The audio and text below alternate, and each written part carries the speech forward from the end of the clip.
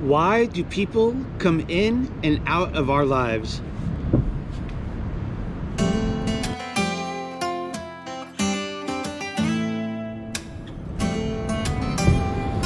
Hello, all you beautiful souls out there, my social media family. How are you doing today? My name's Chris, and I'm here to help you find your happiness. In today's video, we're going to be talking about why people come in and out of our lives.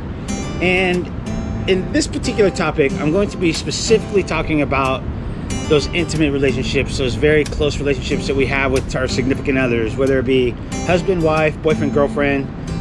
This conversation is going to be specifically for those. If you're feeling like you can't understand why a relationship broke down and why your significant other or someone who you thought may have been a soulmate or something like that is not in your life anymore, one of the things that I've come to understand is that everything happens for a reason. Everything. Whether good or bad, it's all happening for us to learn something about ourselves.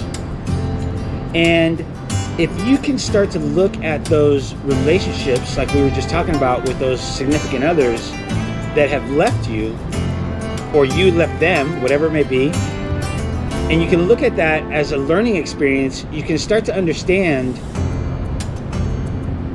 well, let me take a step back. Maybe it's hard for understand in the moment, but if you can start to take a look at those experiences as something that you were supposed to learn from, it really starts to make it easier to let go of those emotions and those feelings and those things that are just eating away at you of why. And the reason I can say that to you is because that's exactly what I did with my, past relationships. And the most significant one for me was my ex-wife. And she's an amazing woman, and we just ended up growing apart, and we ended up getting divorced. And for the longest time, I didn't understand why. Like, what happened? What was the breakdown? Like, what did I do? What did she do? And all these things just kept going through my head. And when I got away from blaming her for certain things that have happened and took responsibility for my actions and what may have caused those things to happen, I was able to kind of understand, to kind of start to, like I say in other videos, connect the dots of why things broke down.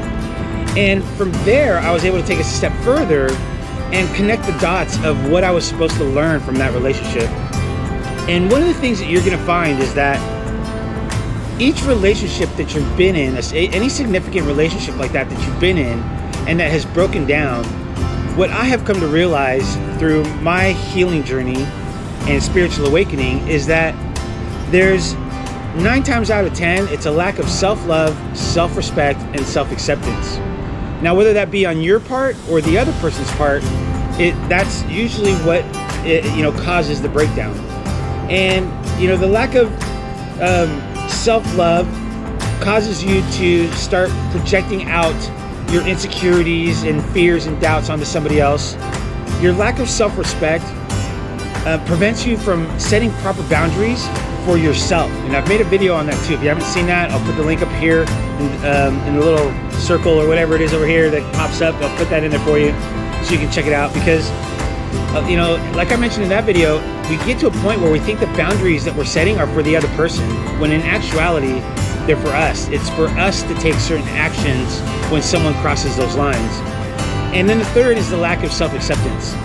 And the way that I came about understanding all of those three was asking myself 3 things.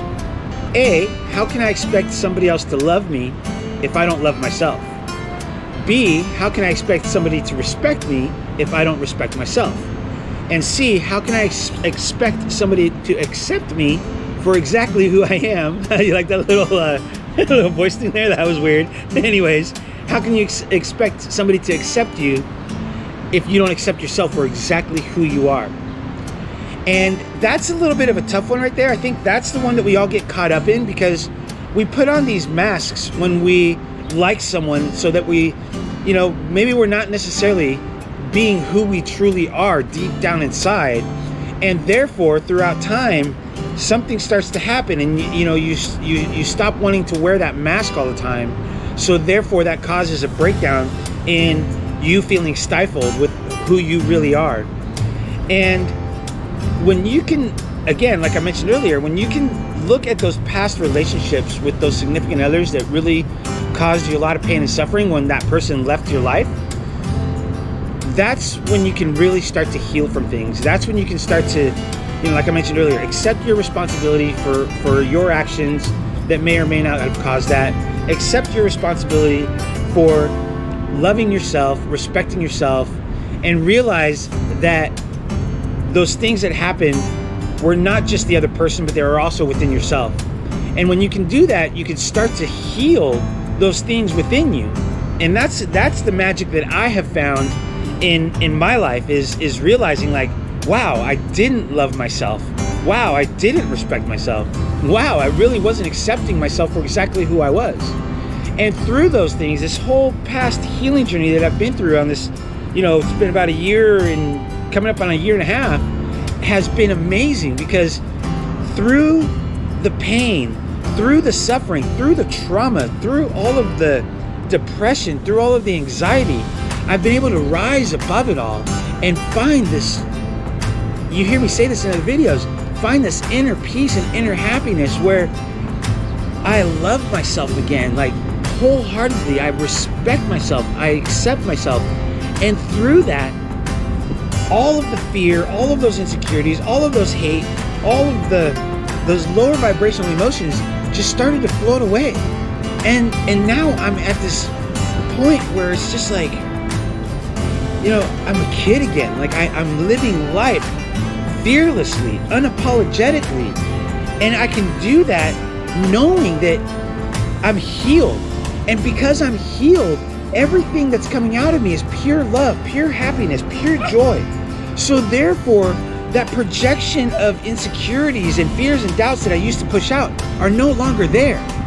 And in return, that is causing me to attract people into my life that are in that same state of being. They're in that mode where they're not projecting out their fears, their insecurities, and their doubts, and whatever those things may be. And the best part about it now, because of that self-respect that I have, if someone does start to project out those things towards me, I know that line in the sand that I've drawn is a boundary of what is and is not acceptable. It's not up to them to do something about it. It's up to me. And I do it immediately. I cannot tell you how many times in my life now I step away from situations. Even with friends, I'll step away from situations because I don't like the energy that I'm feeling in there.